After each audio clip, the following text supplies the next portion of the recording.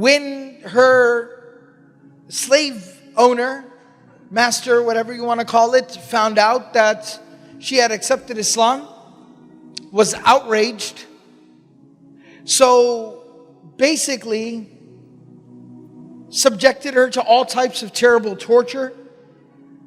And they tortured her to the point, she was an elderly woman, they tortured her to the point of blindness. She went blind. She lost her eyesight.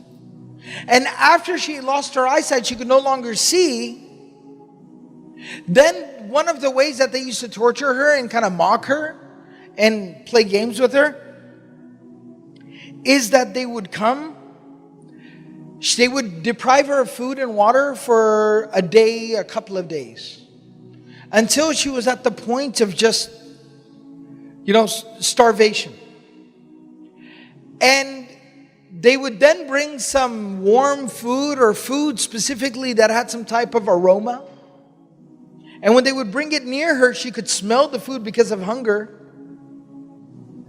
So she would kind of come closer, and they would hold it out in front of her, and she would follow the smell till she got close enough, and she would reach out with her hands and try to grab it or jump forward and try to take it. And then they would pull it away and she would fall down, and then they would laugh at her.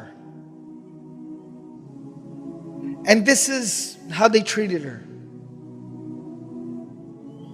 Like, this is what was going on. Of course, it has a remarkable end where they do this and every day she tolerates it, whatever. Until one day, they really specifically start talking about Allah subhanahu wa ta'ala. That look at your Allah and what can He do, and He can't do anything and He couldn't save you. And our idols and this and this and this. So they started mocking what she believed in.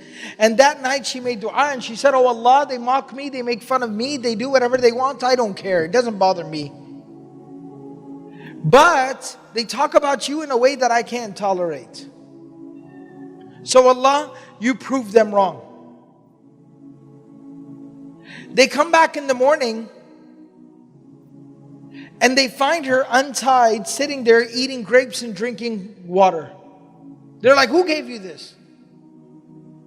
And she says, "What, this?" And they realize she's looking right at them. She can see. And they're like, "What, you can see? How?" And she said, "You talked about my Allah yesterday, didn't you?" "That's right. My Allah did this."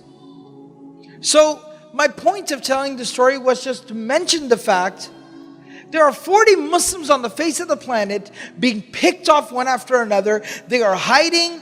They are trying to escape with their lives. Eventually they have to leave their homes and migrate to East Africa and live there as migrants, as refugees, barely surviving.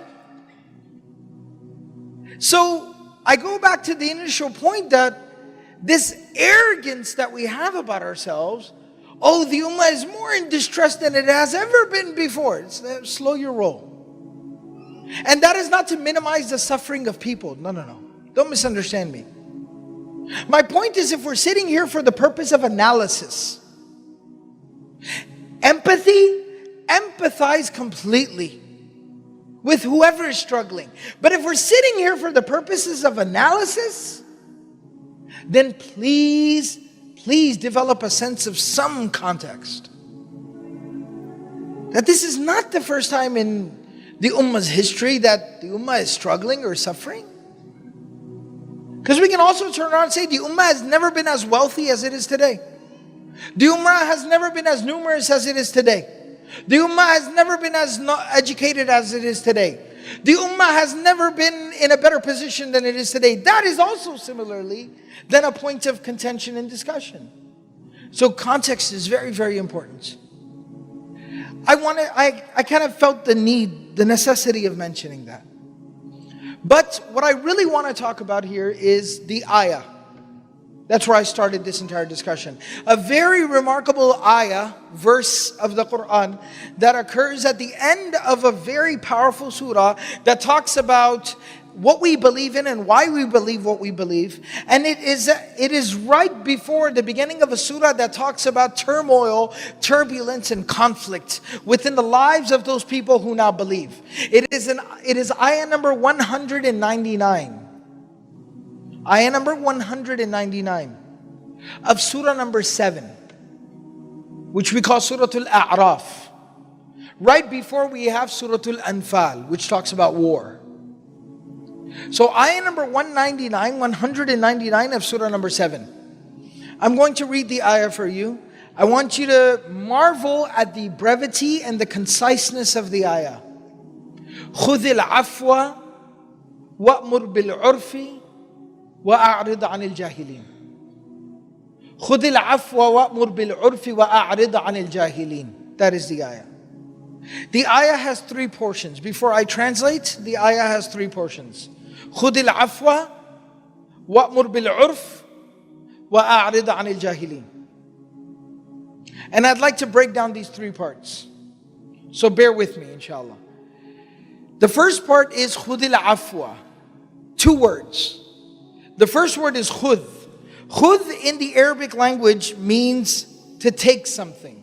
But not just to pick up something, but it means like to snatch, like almost like take and grab and hold on to something. Khud.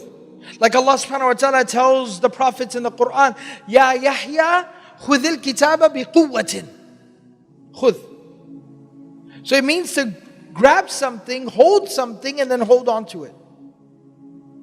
So Allah subhanahu wa ta'ala says khud, it's the command form, which is the Arabic, classical Arabic method of commanding or instructing someone to implement